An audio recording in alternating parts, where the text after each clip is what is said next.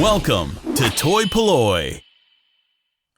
Hello and welcome to another video from toy-polloi. Today we're going to be reviewing the last two figures from Wave 1 of the Masters of the Universe Origins toy line by Mattel.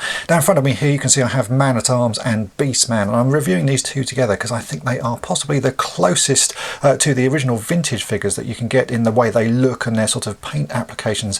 If you haven't already seen them, then do check out my videos on He-Man, Skeletor, Teela and Evelyn, and also Battle Cat, because I have reviewed all of the other figures already. But let's take a closer look at the cards of these two and then we'll get them opened and see what they look like. First up we have Man-at-arms, and this is a US version of the card. You can tell that because it actually says new for 20 on the front. It's now 2021 in the UK and these are only just sort of starting to turn up in the shops. It also says retro play on the front, and if you look at my other videos you'll see I'll show all of the differences between the cards because there are quite a few. But you can see we have Man-at-arms on the front there. He's looking pretty good. Behind him is his weapons and some extra bits of armour which we'll put on once we open the figure. The front of the cards don't have a great deal of detail on them, just the character name, and if we turn it over we then get to see a little bit more information.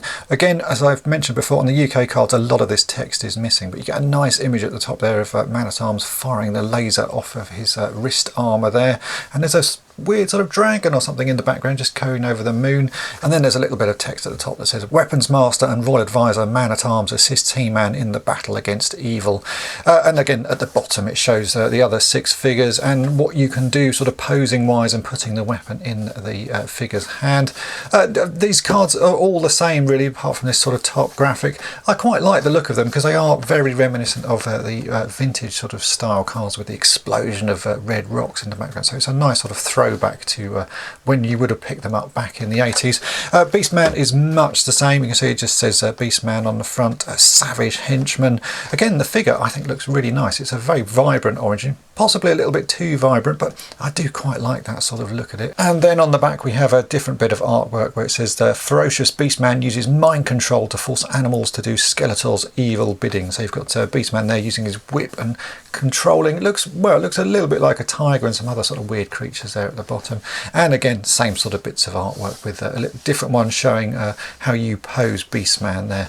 But really what you want to see with both of these is them open. So let's get these off the cards and then we can inspect them and compare them to the vintage figures.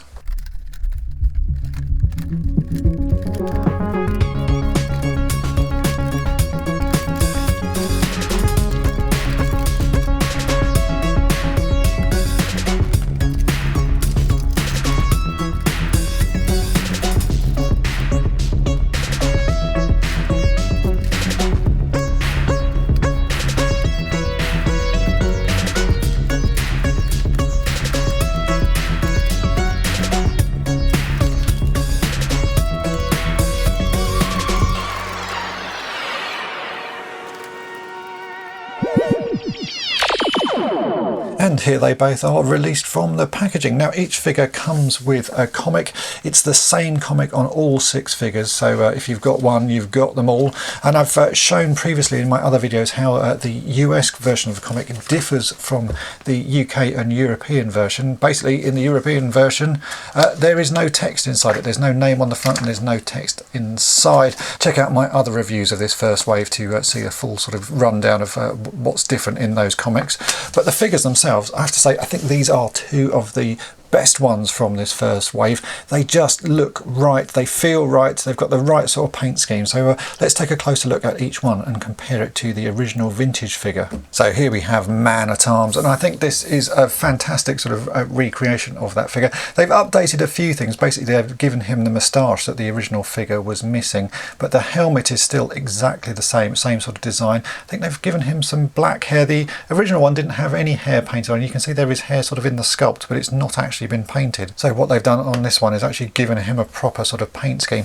He's in a slightly more vibrant green sort of finish, but I quite like that sort of neon glow to him. It does look quite nice.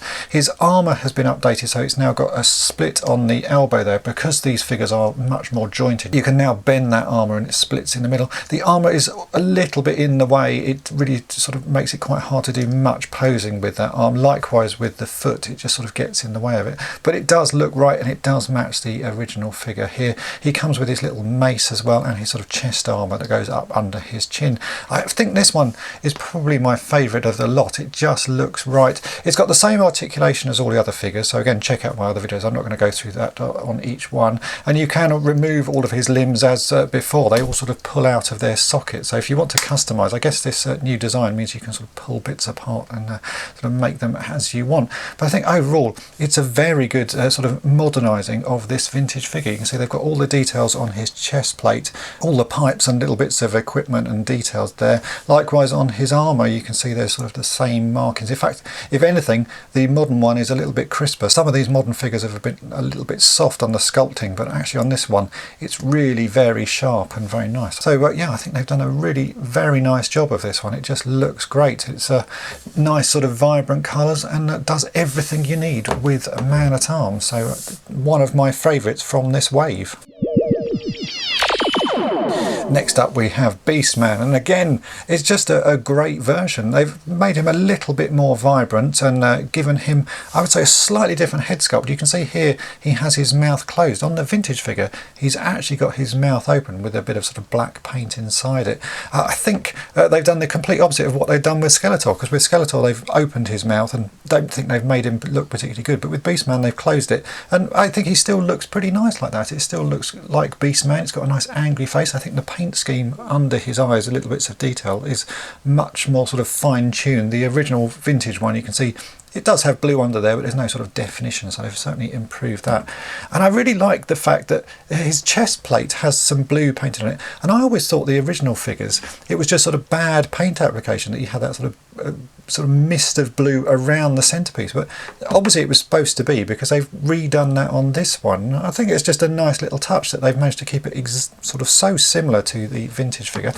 His body is slightly different to Man-at-arms. You can see his forearms have got some fur sort of sculpted onto them, as has his chest and his lower legs, but actually his biceps and his thighs and his sort of groin piece there are all the same as the other figures. So they've sort of reused pieces and then added some extra ones just to add a little bit of fur to him. I think that's quite nice. His armour, I'm going to say, will suffer with the same problems as the vintage armour.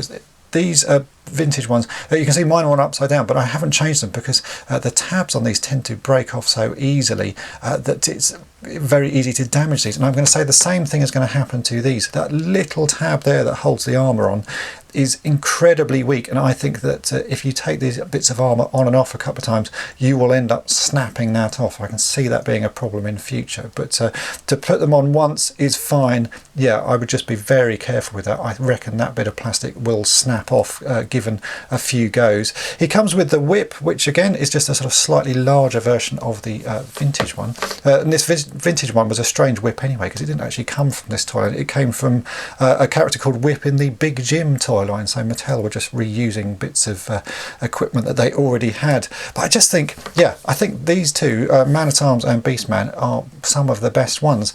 Now I do have one other Beastman in my collection which has a slightly different paint scheme. You can see here this guy has got a slightly more sort of beige belt, and his pelvis is a darker sort of blue. So I'm wondering if there are multiple versions of these vintage ones. They've gone with this version, which is my preferred sort of lighter blue one, but I do have another one here. I don't think this is sun damaged or anything like that. It's just a different factory has produced a different version of this figure, and yeah, the plastic is slightly different. So I like the paint scheme on this one. It's minimal paint on these. Some of the other ones, when they've applied paint, it's been pretty sort of ropey, but on this they've done a good job. Bit of paint on the belt and a bit of paint around the face. But yeah, I think these two are certainly my favourite out of the first wave of 6 figures. So when Mattel get it right, I think they do get it right, and as I've said, these are my favourite ones. With Skeletor and He-Man, I think they've done a bit of a disservice to the sort of faces. This is He-Man here. I just don't think that's a very good face. I wish they'd kept a little bit more in keeping with how the original figures looked, which is what they've done here. These two are what I would say is the standard standout figures in this first wave. They're the ones that I would certainly recommend getting, and they're nice and sturdily built. If you've seen my review of Tila and Evelyn, there are a few issues with those figures. The female figures just have some things that are very easily damaged on them, so be careful. But with these, the male figures, they are built pretty well. As I've mentioned, I think the armour on this one's going to be a bit of a sort of a problem, and the Man-at-arms armour I don't think should be so bad. It's got the straps are sort of held on with little clips, but they're not as sort of small and dainty as the little clips that hold those bits of armour on. So I think Man-at-arms armour should survive quite well, but I would be very careful with the armour on Beastman. I hope my review of these figures in this first wave has been of interest to you. I do need to say a massive thank you to Mark Alexander, who helped me get this first wave of figures. If you've enjoyed this video, then make sure to hit the subscribe button and tap the bell to be notified each time I upload a new video, and thanks for watching. Thanks for watching toy-polloi. Subscribe for more great videos. You can also follow toy-polloi on Twitter, Facebook, and Instagram.